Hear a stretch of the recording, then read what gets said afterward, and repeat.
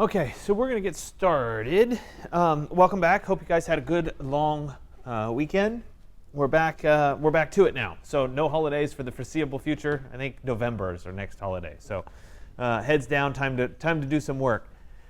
Today we're going to talk about photography. We're going to talk about compositional techniques. We're going to get you ready to go out and shoot some photographs. Like I said last class, I think it's more valuable when you start learning Photoshop and doing post-processing to do that post-processing on your own images and to learn the mistakes you tend to make versus just picking some generic images online.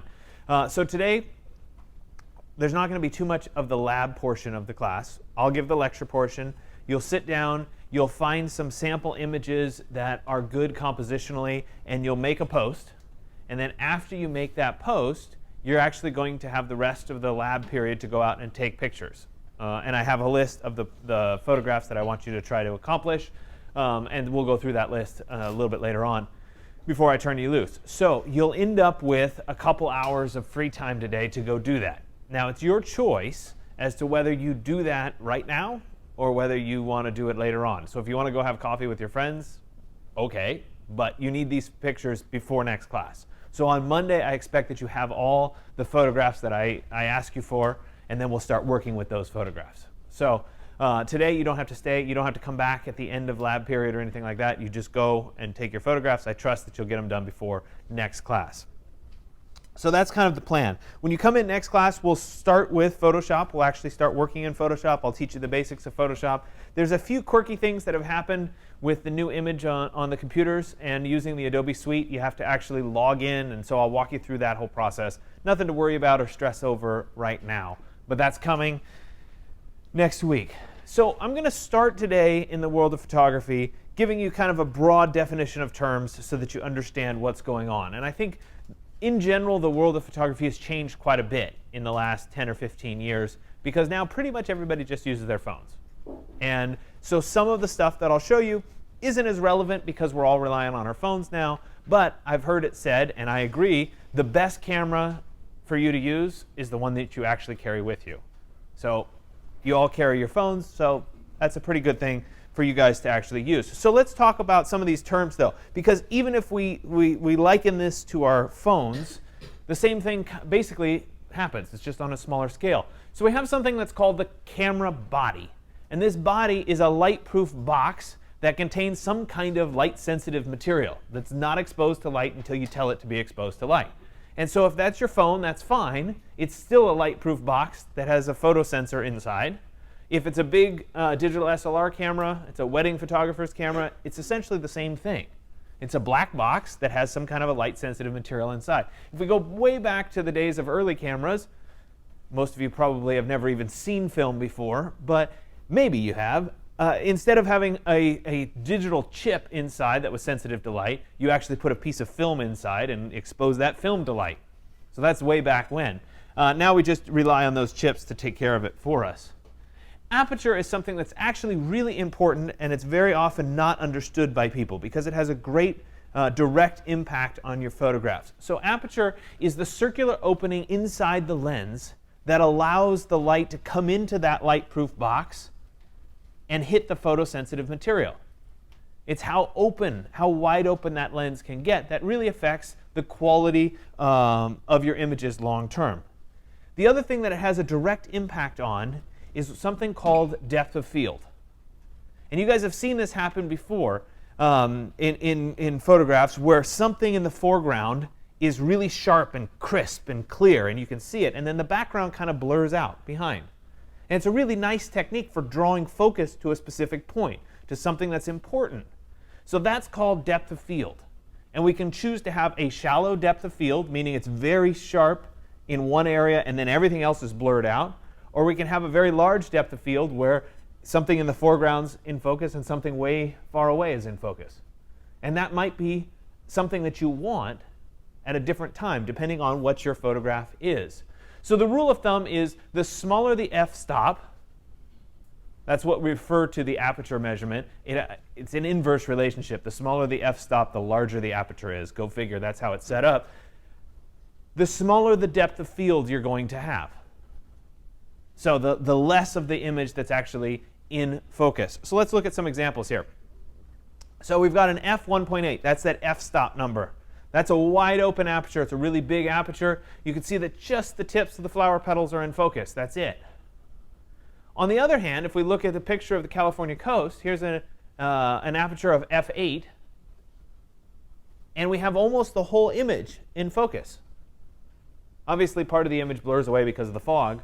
But you guys get the idea here that if I'm shooting something in landscape, I might not want that cliff that's way far away, that mountain that's way far away to be blurred out. I might want it to be in focus.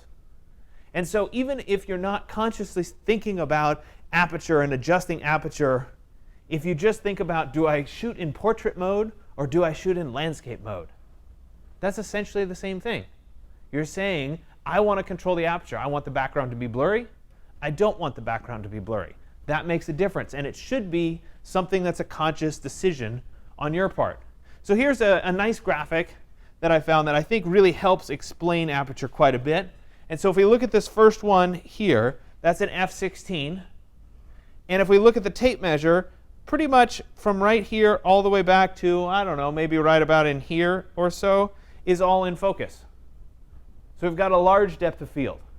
As we move all the way over toward the end here, where we've got the really big wide open lens, you can see that that depth of field is really, really small for what's actually in focus. Yeah? Why?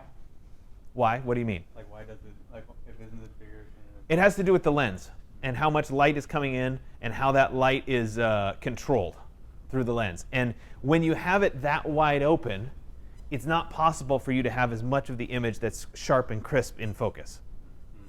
So it's going to vary. Now, we've talked about all this stuff. I should point out that your phone, a lot of phones now, have the dual cameras on them. You guys have seen this, right? You guys have played around with this. So software companies, or hardware and software companies like Apple, have come up with ways of using computer processing power to mix images together. So you can actually take two images and you can control what's in focus, what's not in focus, because there's two cameras and it's taking two pictures at once of the same thing. So it's a little bit of a hybrid. It's not really quite this simple. But I think if I at least point out the concept here, even if the hardware maker is compensating via software evolution, you're still getting the same idea. And that's the important thing. And what I want you to take away from this whole lecture is that if I control what it is that I'm doing on my photographs, I'm going to have better quality photographs if I do it consciously rather than just picking it up and taking a picture. So we're going to try to control things a little bit better. Shutter speed is the other thing that really can affect how a picture turns out. And you're probably already aware of this. I think this is the one thing that people generally get. And what it is it's the amount of time that that light-sensitive material, camera chip, film, whatever it is exposed to the light. How quick that shutter opens and closes, lets light in and then stops. And usually, it's measured in seconds, and it's usually a fraction of a second. So 1/125th of a second, for example, is an average exposure. So why exactly does this matter? Well, it matters if we're trying to freeze or blur motion. So you're showing something that's moving, and you have a choice for how you want to display that. So if we look at the image on the right here, this is at 1/50th of a second. We can still, if it was faster still, we'd see more individual drops. But if you look at the image, we could see some of the individual drops of water, some of the individual little splashes. We see real crisp ripples at the bottom in the pool. And if we jump forward here, here's 1/10th of a second. You see how the waterfall has smoothed out. There's not so many individual little droplets anymore. It's starting to smooth into one continuous stream. At the very bottom, if we look in the ripples of the pool, they're still pretty crisp. They haven't blurred out too much. If we jump forward again, here's 1/2 of a second. And you can see that the waterfall is starting to become very blurred, very wispy. And the pool at the bottom is also starting to smooth out just a little bit. Jump forward here is 1 second. The water is now very blurred. We're not seeing those ripples at all. Obviously, the waterfall is also very, very blurred. Here's another example. 1/160th of a second. I think this is a pretty good contrast. The wave hits the stump in the water, the log in the water. We see the spray. We see the individual drops. And then we have a 4-second exposure. So these are essentially the same image, but they look very different and they feel very different. So you as the photographer, you as the person in charge of taking this image, have to make the conscious decision, which image do I want to show? Do I want to show what this is like over time? Do I want to show all the motion blurred out, that there's this dynamic movement in the scene? Or do I want to freeze the power of the wave as it hits that stump and sprays out? It's a very different conscious decision, and you, the photographer, have the ability to choose which you want. Well, theoretically you do, depending on what camera you're using and all the rest of the details there. But you get the idea. It's a conscious choice that you, the photographer, have. ISO is something referred to as film speed. And the interesting thing is that there's it's something that started out in the world of analog photography. You would go into the store. Usually it was like a drugstore. So you'd walk in there and you'd say, I need to buy some film. And you'd look at the shelf and you'd say, OK, well, I'm going to shoot some action shots, and so I want a lot of light. I want it to be pretty sensitive, so I'll buy ISO 800 film. And so that changed how sensitive the film was to the light that came into the camera. Or you'd say, oh, no, I want to take portraits. I'm going to have pretty good lighting. Let me buy ISO 100 film. It was actually a conscious decision. You had to choose what type of film to buy. Now we don't really mess around with that. We don't have to buy film. It's all in the camera's sensor. But the same concept exists for a digital camera. Now, most of the time, your camera just automatically adjusts as necessary for you. But this can make a big difference. Anybody ever taken an image that looked like this, with all those little speckles in it? So what happens is that the lighting's bad. You had your flash turned off on your camera, and you wanted to take this picture. And so the camera cranked up that ISO. It cranks up the sensitivity of the sensor itself. Let me accept all the light that's coming in because it's a really dark room. Give me everything. And when that happens, you get a bunch of noise. So pixels that aren't quite right. The sensor is too sensitive. And so it's getting those weird artifacts. The best cameras can crank up that ISO, can crank up that sensitivity, but not get the pixels. So the higher the quality of the camera, the higher quality of the lens, the less likely it is that you're going to get those pixels at really low light conditions. Now, does it make any difference when we're out in bright sunlight? No. It's always low light conditions that really matter. And that's where ISO comes into play. Here's another example going side by side, same image, starting at ISO 100 and working our way all the way up to ISO 3200. And you can see that the amount of noise increases with every jump. And that's to be expected. So you need to be aware of that. But it can also allow you to take an image that's pretty good, that's in pretty dark conditions without a flash. White balance. So this is something that doesn't have an analog counterpart. When you used to shoot in film, this never happened. But in the digital world, and I'm going to flip forward just a second, skip over the text, and show you the live example across. Anybody ever taken a picture like the one on the left here? You take that picture and you're like, yeah, the color just doesn't look right. It looks like I'm underwater. It's too blue. This is what white balance is. And so our cameras in this day and age are pretty good at automatically figuring out what the white should be in a particular image. But sometimes they mess it up. And the reason that this happens is the color of light changes. So we're in this room. We have the fluorescent lights overhead. That's providing a certain color of light. Outside, we've got sunlight. That's providing a different color of light.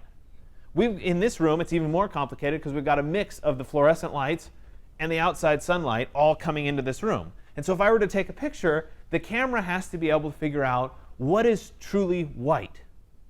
So your shirt, for example, is white. Your shirt is white. So if I were to take that image, we see it with our eyes as white. That's obvious. That's white. It's not gray.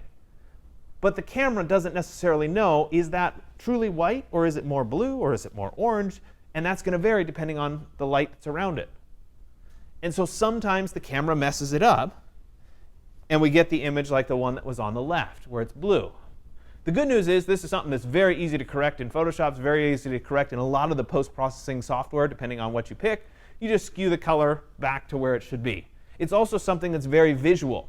So you can tell, nah, that doesn't look right. And you can adjust it as appropriate. Sometimes in like the world of archaeology, where colors are really important, people will manually set white balance. They'll take out a white card, a nice clean white card, and they'll set it out in the lighting conditions, and they'll take a picture of it. That is then white. Then they can move on and take their photographs in that lighting condition and know what white really is. It's a way of specifying it. It's a technical thing. Would we do it on a regular basis? Would I be out at the Academy of Sciences with my kids and say, wait, hold on, let me take out a white card and photograph it so I get the white balance? No, that's way too much work. I wouldn't do that. So we just rely on the post-processing or the fact that our cameras are pretty good at figuring it out. The older your camera is, the worse it will be at figuring this out. Bracketing. When I refer to bracketing, we're going to spend a lot more time with what this means. But this is a photographic technique that professional photographers will use. The other thing that that people do with bracketed photos is they shoot high dynamic range images. And we'll talk at length about high dynamic range images because it's something that will become very important for you going down the road.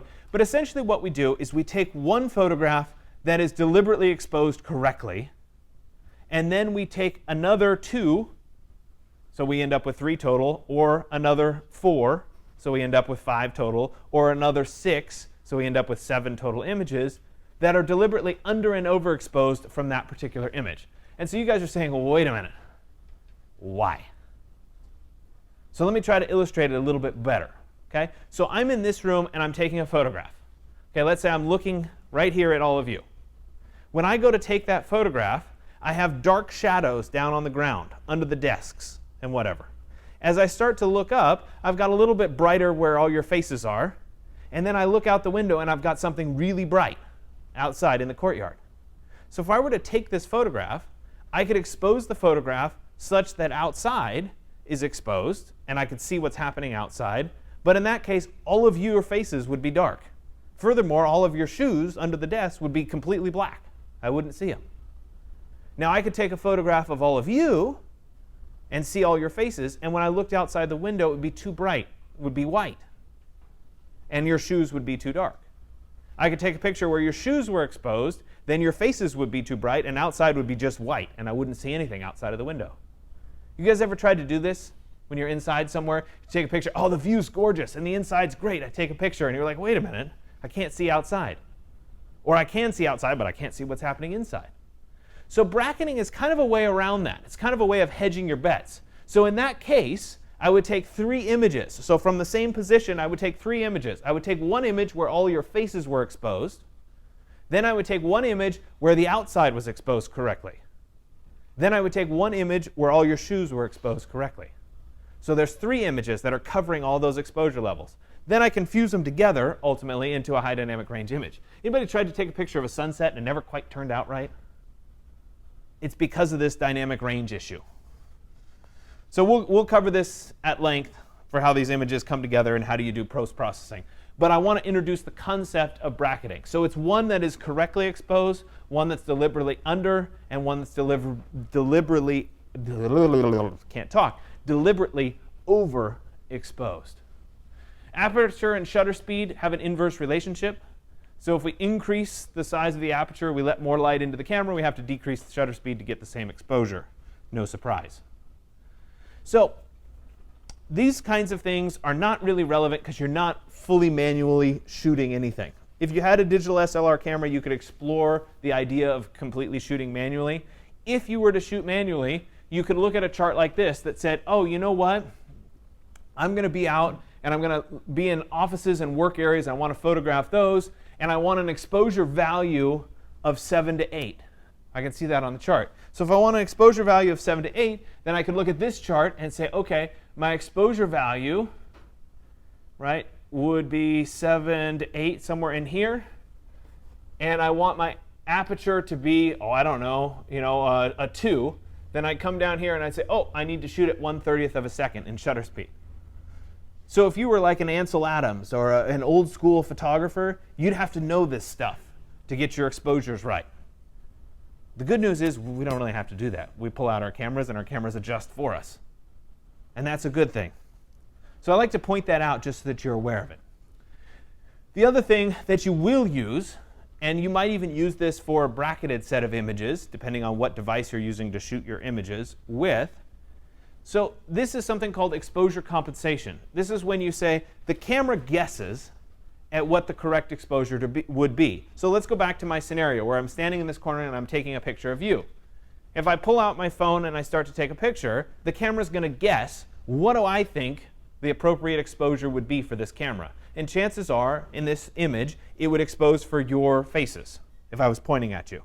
That would mean that the outside is too bright and your shoes are too dark.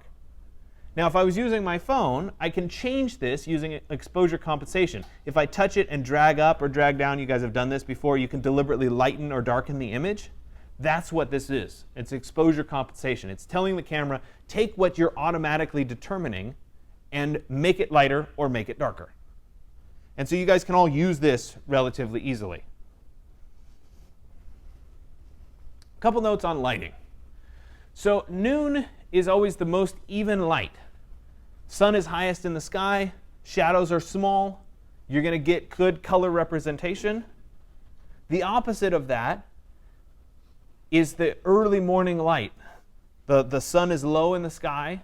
Could be the late afternoon. Sun is low in the sky. It's coming sideways. You get big, long, deep shadows. You get good texture. And so depending on what your goal is as a photographer, you may choose to shoot at a particular time of day. And that can make a difference. So I'll use a personal story here that I think illustrates the point rather nicely. When I was finishing up my undergrad, before I went back for grad school, I was invited to go on a field school in Peru. And we went to this place, and I'll show you a couple pictures of this a little bit later, in Tambo, Colorado. It's down in the flatlands of Peru. It's a desert, and it's known for some of the best preserved wall paintings of an Incan city. And so we went there as a team of architecture people and a team of archaeology people to try to represent this site and to document the site and whatever. It was a spin-off of a class that I did at Berkeley. And it was a fun trip. It was a great trip. But it was mixed archaeology and architecture students. And so the architecture students were there and interested in the place as a whole and what it felt like and what the shadows would be like and that sort of thing. The archaeology students were there to look at the paintings and to try to record as accurately as they could what those paintings looked like. So it's pretty interesting. We'd arrive on the bus early in the morning, and all the architecture people would jump out, and we'd be taking pictures and doing our site documentation because all the shadows were great. You could see the depth of the walls and all that sort of thing. And then it came time for lunch, and we all were like, oh, let's kick back, let's take a nap. There's nothing to do right now because it's not very exciting.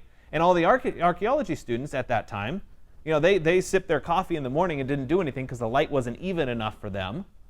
And right around noon, they're like, no, we're going to skip lunch because we want to photograph all the walls right now because it's the most even lighting we can get. We can preserve the colors. So there's a difference of intent as to when you're photographing. And so that can make a big difference. So you, as the photographer, have the ability to make that choice. So let's talk about some of the technicalities here. Digital image file types. You're all familiar with JPEGs. It's probably the most common photograph type out there. It stands for Joint Photographic Experts Group. Not that that's ever going to be on a test or that you need to know that. But it's the most common type of digital file. The reason being, it's a way of compressing down your files and making them pretty darn small. So they take colors that are similar, they group them together, and they compress that file down. That means that the full size of the image could be compressed maybe 10 times. So if you had a 10 megabyte file, it could be compressed down to about 1 megabyte. That's great from a storage space standpoint. It's pretty universal. Everything can open it. No surprise that it's very common. Next type is called a PNG file. We will work with JPEGs in this class. We will definitely work with PNGs in this class. It's a portable network graphic. It allows for lossless compression. Not always, but most of the time it's lossless. That means we're not throwing away data when we compress it. That's a good thing. The other thing that's big, especially for this class, is it supports transparency. So if you take time and you edit out and you remove the background of an image, for example, you isolate an object, you can save that object without the background. It's transparent. Well, that's great when you're collaging something because you could take something without the background and you can put it over here and stick it in an image and not see the background. So that's a really good thing, and we'll end up using it for that particular purpose. A TIFF image file is something that tends to come out of like a scanner. but it's for a lot. It's big file sizes. It's for large data. It can be lossless or lossy, depending on how the compression is set up. It's popular for really high-depth color images. A lot of data, like I said, coming out of a scanner. Sometimes high dynamic range images are saved as TIFFs. It's out there, so I at least wanted to point out that it exists, and you may run into it. And the last type that I'll talk about today is something called a raw image. And so this is referred to as a digital negative. Depending on your camera manufacturer, the extension of this file is going to vary. So it's not .jpeg, it's not .png. Depending, if you're a Nikon, it's a .nef. If you're a Canon, it's a different extension. The idea here is that when you shoot a raw image out of a camera, you're capturing every piece of information. So everything that the camera has done, every pixel that it has data for, you're capturing it. It means that it's really big file. So instead of a JPEG at 1 megabyte, you're back up at the 10 megabyte. Give me everything, all the data you have. It tends to require some kind of special decoding software, like a Photoshop, for example, to extract it out of its digital negative form. The advantage, though, is you can correct for things after the fact. So here's an illustration. I have an overexposed JPEG file of this wall. It's got a white piece of trim and it's got a red wall. And I went in, and in this case, I used Aperture. Apple got rid of Aperture, so you could do this in Photoshop. It doesn't really matter what I use to post-process it. But I tried to correct it. The first one was overexposed, didn't look good, so I darkened it up, but it really doesn't look very good. So this was taking a JPEG and trying to fix it. If, however, the first image was a raw file, and I went back and tried to correct the exposure, or change the exposure, look at the difference. Because the raw file preserved all the data that was available to me. And so I could get it back and make those edits. So shooting in RAW is generally a good thing. Unfortunately, for those of you that have iPhones, the default camera app on an iPhone does not support RAW images, so you're kind of stuck. Depending on what your phone is, you might be able to go in and shoot in RAW, which is something that I would recommend should you end up having that option because of the post-processing afterward. A little bit about your camera. This is an example. It's a very large camera chip. But you get the idea here about how a camera essentially works. So when the light comes in, it passes through a screen that has different colored elements in it, a red, a green, and a blue. And that's basically determining the color of the pixels. And once it filters in and hits to the sensor, it's turning colors on and off, and it's creating a digital image out of those colors.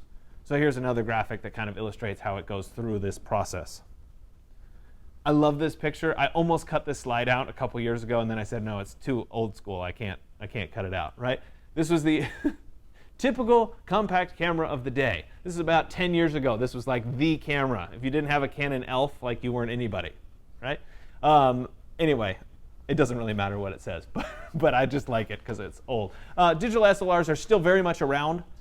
You go get wedding photographs done, you get photographs done. Any kind of professional photographer is going to use this kind of a camera. They have bigger, better lenses, more light, higher quality images than you could get out of your phone. Though I will say the new phones are kind of giving them a run for their money because the new phones are very, very good. The difference here is always going to be when you're shooting in low light conditions. So if you're in low light conditions, something like this with an external flash, with all the settings that it have and the quality of the lens that it has, you're going to get better images out of it. If you're out in bright sunlight, we can survive on our iPhones. So if you have the ability to adjust and shoot in specific camera modes, this is something that you should start doing. Full auto mode is never the best image. And so think about, even if you're using, say, your iPhone, when you switch to portrait mode versus when you just shoot in regular mode.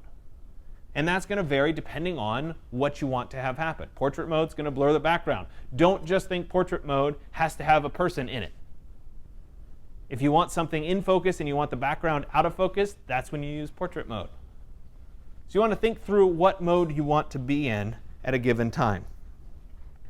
When it comes to capturing your image, you have to be a little bit aware of how much space you have on your device, whether that's the card that you have in the little chip that's in your device, or how much space you have on your phone.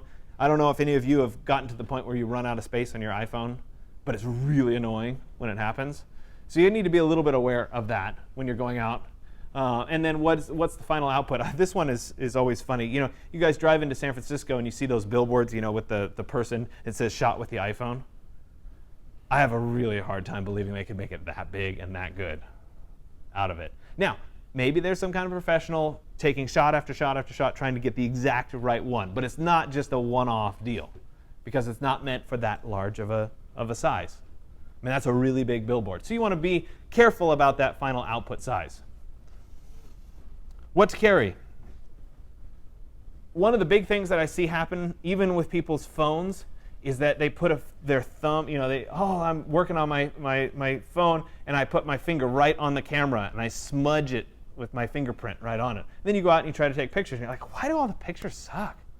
Well, it's because your lens is dirty.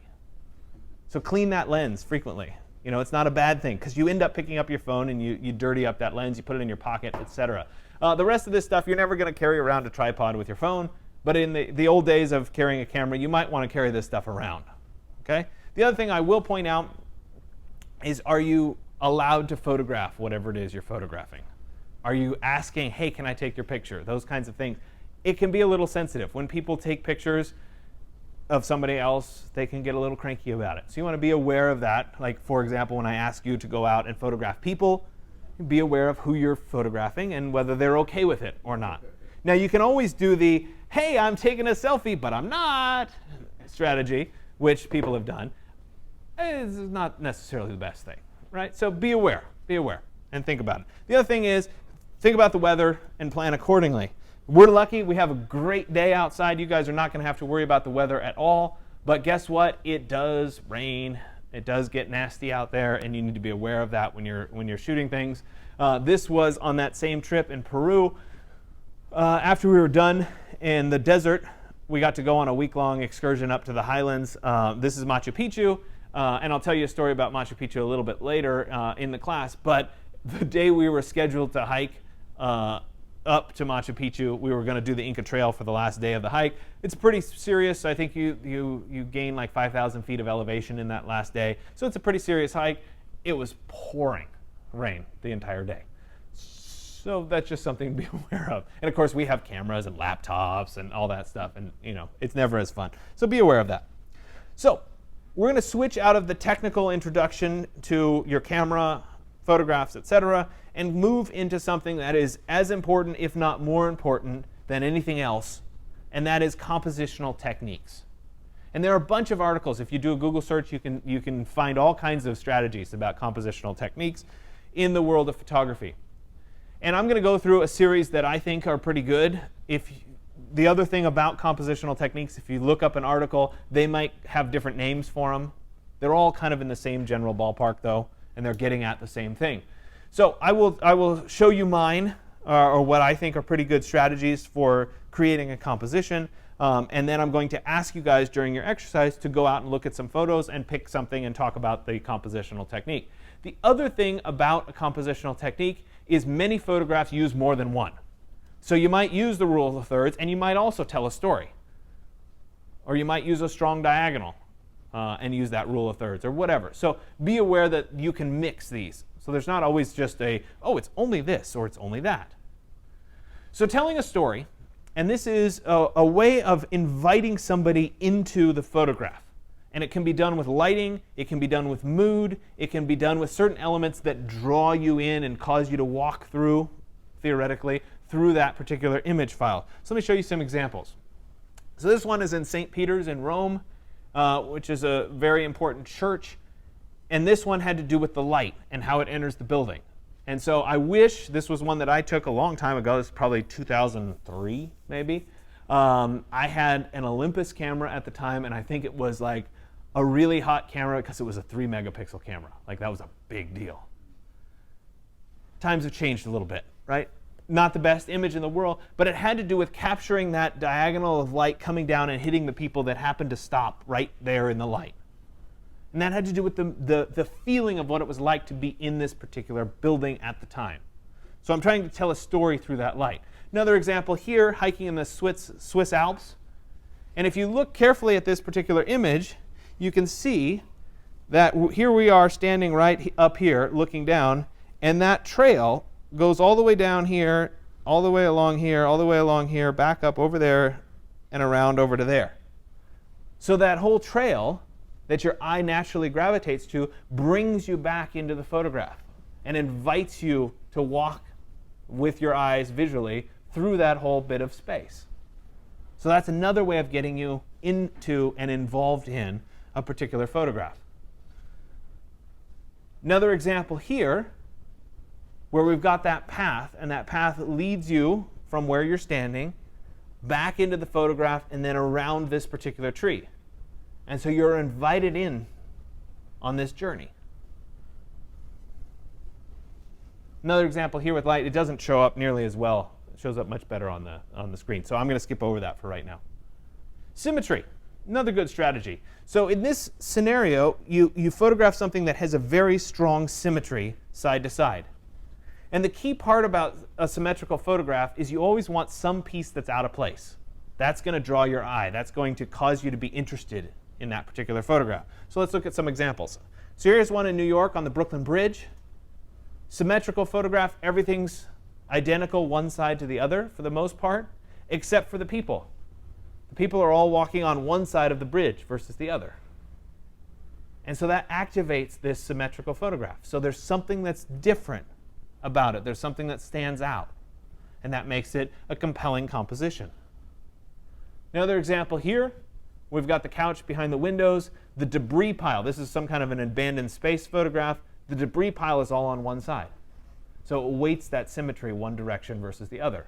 So there's always something out of place in a symmetrical photograph. A radial composition is that there's a strong focal point at the center of the photograph, and the rest of the elements radiate outward from that strong focal point. So a couple examples that help illustrate that. This is an ice cave up in Switzerland. This was a really fun day. If you ever go to Switzerland, go ice climbing. It was a whim. I decided to do it, and it was fantastic. This was inside an ice cave looking out, and the melted ice was pointing at each other. It creates this tension in the photograph. And part of what makes this a strong photograph is that tension right at the center. And that makes it a radial composition. Another example here, inside of a tunnel. We have that strong focal point. All the lines radiate out from that strong focal point. I love this photograph. Obvious, strong focal point. Everything's radiating out from that focal point. And you've got the shadows of the people against that. Diagonal. Strong diagonal element captures attention, directs the eye through the photograph. Some of the ones that I showed earlier could even be a diagonal. So like I said, they tend to overlap a bit. So in this case, you have something that's a strong diagonal that dominates the photograph. This is here at DVC. You might recognize it. Strong diagonals again. Another example of this train and the tracks, again, a strong diagonal. Overlapping layers. So this is good for architectural photographs, but it's also good just as a way of thinking about something in the foreground, something in the middle ground, something in the background, and that those elements tend to overlap one to the next to the next. So an example of this might be something like this. This is that Inca city that we were in, Tambo, Colorado. I told you I'd show you a few images of it a little bit later on. In this scenario, we have one set of walls that leads to another set of walls. That first set has a door that leads to the second set. The second set has a niche and a window that leads to the third wall. So we're creating this foreground, middle ground, and background. Just for perspective, this is what it looks like from further away. So very well preserved. You can see the paint on the walls still, etc. Very dry there. Another example here, this one I think has a lot of layers to it. So we've got this first layer here that is the hill. We've got the second layer right in here, that's the pond. The third layer is this set of trees. The fourth layer is this meadow. Fifth layer right there being whatever that pond lake is. Sixth layer being the horizon, and then the seventh is up here in the sky. So we've got all those layers that are stacked up, working one to the next to the next. Rule of thirds. And in reality, maybe I should have led with the rule of thirds. If you take absolutely nothing away from me talking all day today, take this away. If you Google compositional techniques, 99% of any article that you will find, it might be 100% of any article you will find, we'll talk about the rule of thirds as a compositional technique. It's one of the simplest rules to follow, and it automatically gives you fantastic images. And so it's just something to start getting aware of. You take that viewfinder, you take the photograph, you divide it into a grid of 9 rectangles. Actually, most of your phones will do this for you. If you turn on the grid feature, you'll have it just overlaid on your screen. Not a bad idea to do that. Position your focal points of interest on the intersections of those lines. So let's look at some examples. So, Statue of Liberty here in New York. There's a third of the way over, and the base is about a third of the way up. Doesn't have to be perfect, but that creates our composition. It gives us space around the image. She's facing toward the space. That's the other thing that's important. I'll show you an example of that a little bit later on. Another example here in a rainstorm up in Rhode Island. Or no, this is in Maine, sorry. The bow of the boat is about a third of the way over. The boat itself is about a third of the way up in terms of setting up that composition. Another example here. The person, in this case, this is my father-in-law, he's about a third of the way over. His eye line is right at about a third of the way down. That creates the dynamic photograph. So in this case, you're sitting there and you're looking at the person, and you're saying, I wonder what he's looking at. You're activating the photograph. You're saying there's something more than just the picture of the person. Now, it doesn't always work. Even if you blindly follow this rule, it doesn't always work.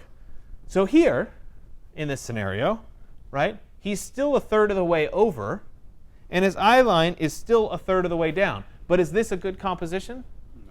No, because we're capturing the space behind him that's not important, and we're leaving off the space that he's looking at, which is important. So you can't just blindly say, oh, well, it's on one of those intersections, so I'm good, because it doesn't really work that way. You have to think about, how do you activate the space? What are you looking at? Right? More examples here. Here's a fire helicopter. It's set a third of the way over. There's a lot of extra blue space there. The tendency on a photograph like this would be, let me just capture the helicopter right in the center of the image. That's what most people do by default. But you bring it over, and you start to see the movement. You start to feel that he's swooping through and moving through the space. It activates the photograph. It's very different than seeing it centered. Okay, another example here. Again, set at 1/3 over. I don't know why I have the lower line there. OK, so you guys have all done the portrait picture, right? You climb the mountain. You're there with your friends, your buddies. Right? You take the picture, and 99% of the time, the people are right in the center of that particular image, because that's what we do. We always put the people right in the center of the image. It deactivates the whole image. So in this scenario, you just hiked up to Machu Picchu, and you take that picture. Look at where we came from. Rather than putting yourselves at the center, you put yourselves at that 1/3 line, and when you do that, you see all the context. And you activate the photograph. Just a simple landscape shot. There it is. There's our third line. You see how this repetition happens? Right? There's the lower third. In this case, there's an upper third there too. Framing. Another strategy here. Using one thing to frame another. And I don't have the best examples of this, but you guys can see it a little bit later on. So in this is in Pompeii, looking out through one of the circular windows, and that's framing out the Bay of Naples. So you're using one thing to frame another. There's that frame. Patterns and repetition. This one can be really interesting. So this is kind of like symmetrical. In this case, you have something that repeats over and over again, and the best patterns and repetition photos have something out of place. They have something that doesn't belong. So a couple examples here. I love this one. The hotels, right? We've got all the balconies, patterns and repetition, and one of them has a swimsuit hanging on it. Now, if I were composing this particular image, this is not my image, I would have rather had this swimsuit here on that railing. Because if the swimsuit was right here on that railing, there would be our 1/3 line, and there would be our 1/3 line. So we get the rule of thirds, and we get the patterns of repetition. But again, I didn't take the image. So I think you could make this better by just moving that over or adjusting the camera a little bit in your composition. Another example here, all the columns and the colonnade and the light fixtures repeating, and you've got the one blurred shape walking through it, activating that space. We've got the grid pattern here, and the snow is then bridging over that particular piece and breaking that pattern. Okay, so we're going to talk through what you guys need for your exercise. Let me pull up my exercise page here. And so like I said, you're going to have the rest of class today to go out and take these photographs. But before you do, I'm going to ask you to browse the internet.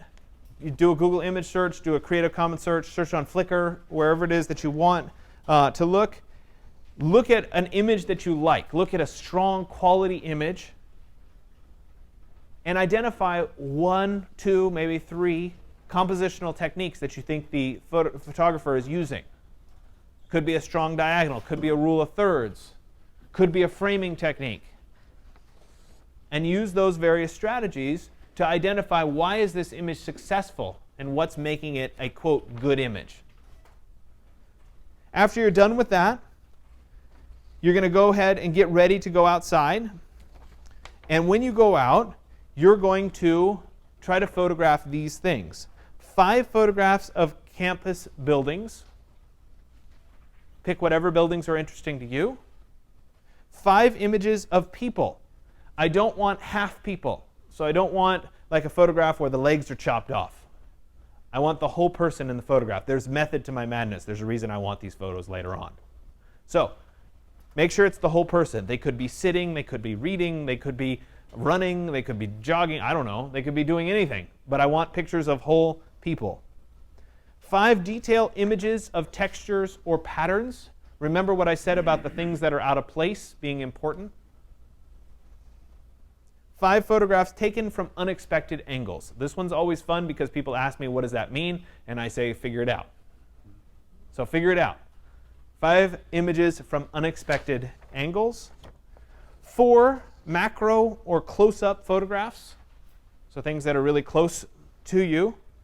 Try your best to take 1 set of bracketed images. So remember, something that's exposed correctly, something that's overexposed, and something that's underexposed. In that scenario, the 3 photographs should be exactly the same.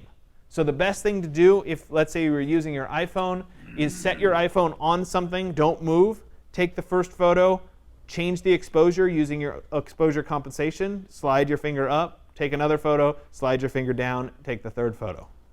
If you have a camera that can do it automatically, even better, you can set that up to do it for you.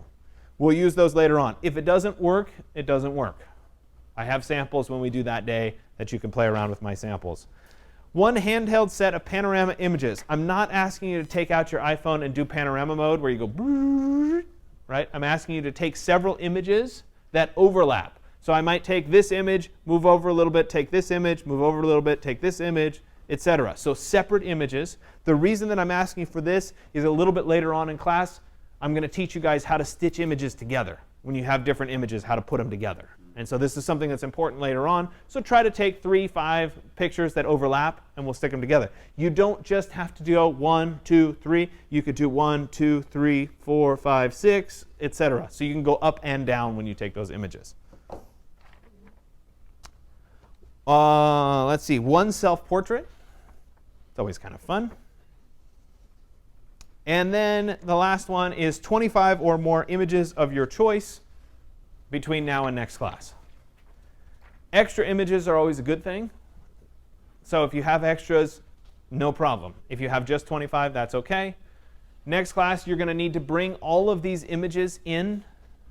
Ideally, they're already on your flash drive. That would be the best case scenario where you've already put them there and you don't have to worry about them.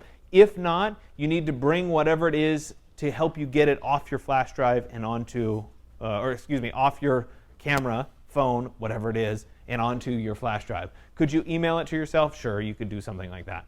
But if you're at home and you could just sync it with your computer and then put those photos on your flash drive, all the better. Just saves a little bit later on. Okay? Last thing here, I give you a challenge. I've thought about making this the actual assignment for this that's upcoming. It won't be, but I like throwing it out there because it's really hard. And you can look at it and say, oh, no, that wouldn't be that hard. Try it and see. Take 30 different images of your mailbox. It's a lot harder than you think. So you could probably get to 10, 15, maybe 20 pretty easy. It's those last 10 that are really hard. So if you want to challenge this weekend, try to do that. OK? So with that, I will turn you guys loose. Go take those photographs. Make your post first. And then go ahead and take those photographs. Are there any questions for today? No? I'll see you guys all next Monday. Make sure you bring that stuff for next Monday.